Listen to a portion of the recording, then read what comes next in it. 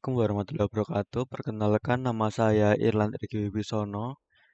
Di sini saya akan mengerjakan tugas 2 program studi Sistem Informasi Analisis dan Visualisasi Data. Pada tugas 2 kali ini, kita akan menggunakan tools RStudio. Pertama-tama, tadi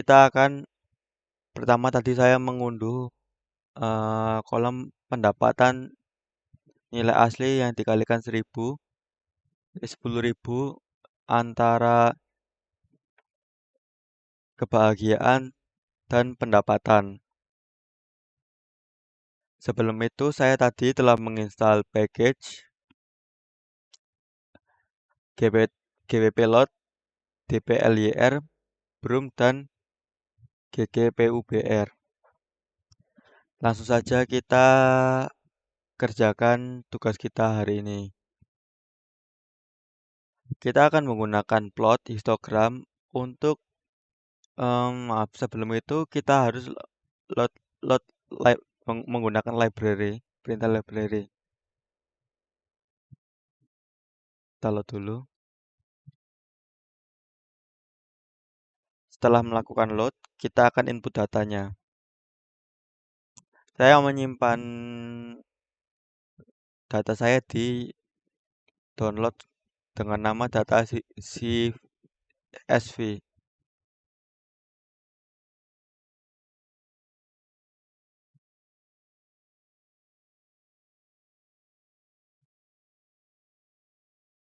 Coba kita lihat datanya. Kita sudah bisa melihat datanya. Langsung saja kita kerjakan tugas A. Kita akan menggunakan plot histogram untuk cek apakah variabel terikat distribusi normal atau tidak, dan menjelaskan interpretasi histogram tersebut.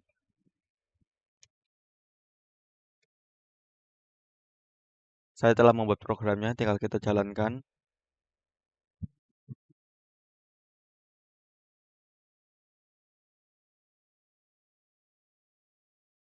Histogram terlihat seperti ini.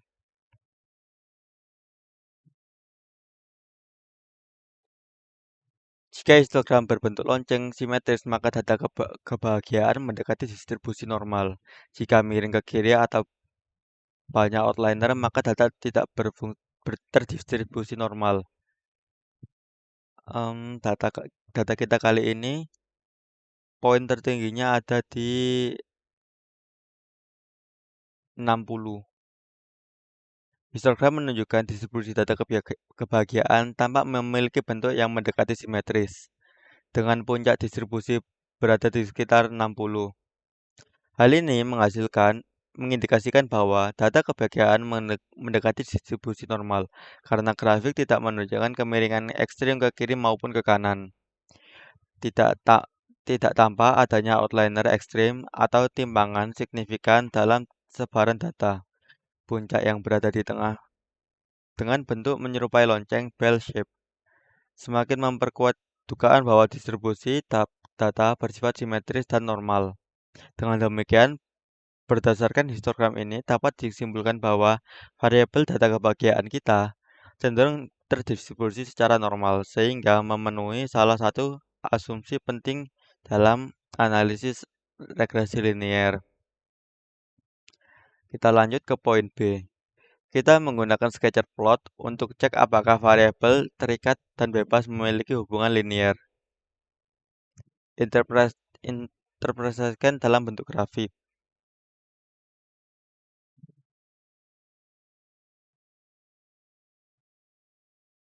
Saya juga telah membuat programnya. Tinggal kita jalankan. Terlihat seperti ini. Jika titik-titik membentuk pola garis naik atau menurun, ada hubungan linear. Kalau tidak menyebar secara acak, berarti hubungan linear yang kuat. Tidak ada hubungan linear yang kuat. Scatter plot menggambarkan hubungan antara variabel bebas dan pendapat variabel terikat kebahagiaan. Menunjukkan bahwa titik Titik tersebar dengan kecenderungan membentuk garis miring ke atas. Bisa dilihat miring semakin ke kanan semakin ke atas. Pola ini mendekatkan adanya hubungan positif antara dua variabel.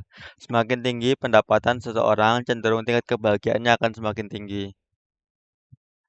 Jadi, semakin banyak pendapatan seseorang, kebahagiaannya juga akan meningkat.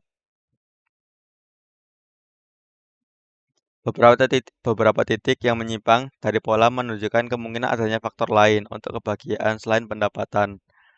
Secara keseluruhan, sketsa plot ini memperlihatkan bahwa terdapat hubungan linear positif antara pendapatan dan kebahagiaan. Kemudian kita akan melanjutkan ke poin C. Kita disuruh melakukan regresi linear sederhana dan jelaskan hasil regresi tersebut. Pertama kita akan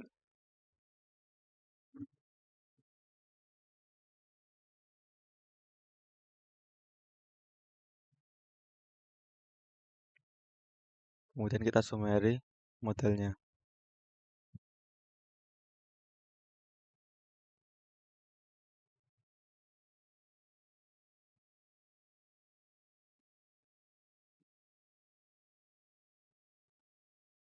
Nah, berdasarkan koefisien kebahagiaan sama dengan 0,2096 plus 0,71239 atau pendapatan. In SREP, jika pendapatan 0, maka skor kebahagiaan dideskripsikan sebesar 0,29. Koefisien pendapatan setiap kenaikan satuan mendapatkan dengan skala digunakan di data akan meningkatkan kebahagiaan sebesar 0,712 poin. Uji signifikasi. Nilai P untuk mendapatkan 2E min 16 jauh di bawah 0,05. Signifikan secara statistik, artinya pendapatan memiliki pengaruh nyata terhadap kebahagiaan. Nilai T sama dengan 38,089 menunjukkan pengaruh pendapatan terhadap kebahagiaan sangat kuat. Gardner of Fit kebaikan modelnya menunjukkan variasi dalam kebahagiaan dapat dijelaskan oleh pendapatan. Nilai ini memperhitungkan jumlah variabel prediktor dan masih tinggi. Model secara keseluruhan sangat signifikan. Residu model atau error model. Error atau selisih prediksi terhadap data asli berada dalam rentang min 0, minus 0,2 dan maksimalnya adalah 2,38. Medium residualnya adalah artinya error cukup kecil dan tersebar merata.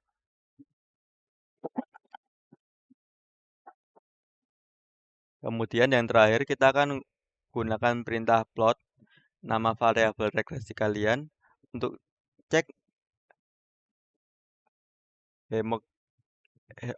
homoskedastisitas interpretasikan dan menginterpretasikannya.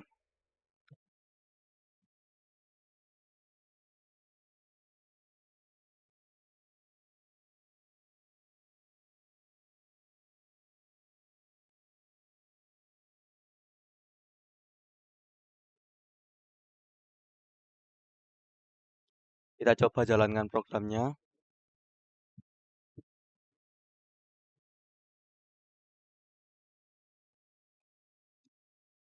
Program akan berbentuk seperti ini.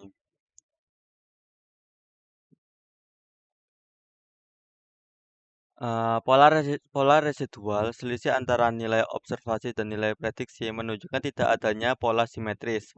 Hal ini menandakan bahwa model regresi linear sederhana ini mampu menangkap hubungan antara pendapatan dan kebahagiaan dengan baik. Tidak ada pola melengkung, tidak terdapat pola melengkung atau bentuk non-linear yang jelas pada plot ini. Dengan kata lain, asumsi linear dan model terpenuhi. Maaf. Dan model regresi linear cukup sesuai untuk data ini. Keberadaan outlier. Terdapat beberapa titik yang diberi label yang berpotensi menjadi outlier atau titik dengan pengaruh besar terhadap model. Outlier ini perlu diperiksa lebih lanjut karena dapat mempengaruhi estimasi parameter regresi dan hasil analisis secara keseluruhan. Garis merah. Garis merah yang merupakan garis loss smooth cukup mendekati garis nol sepanjang rentan nilai fit. Hal ini menunjukkan bahwa variabel relatif konstan atau dengan kata lain asumsi homoskedastisitas terpenuhi. Kita akan memvisualisasikan data regresi menggunakan grafik dengan langkah-langkah berikut. Plot data point pada grafik, tambahkan garis regresi linear yang sesuai sudah diplot, tambahkan persamaan untuk garis linear dan beri judul dan label yang sesuai pada sumbu X dan Y. Saya telah membuat programnya. Coba kita jalankan.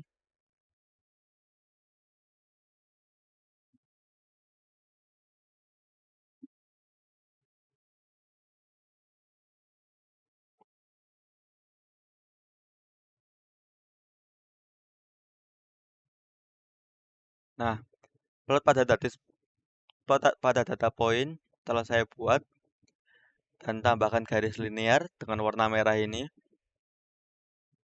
Plot adalah titik-titik berwarna biru dan menambahkan persamaan garis linearnya. Kemudian yang terakhir adalah judul dan label untuk sumbu. Ini adalah sumbu skala kebahagiaan dan sumbu pendapatan dalam jutaan. Sekian dari saya. Apabila ada kurang atau salah-salah kata yang kurang berkenan, saya mohon maaf yang sebesar-besarnya. Wassalamualaikum warahmatullahi wabarakatuh.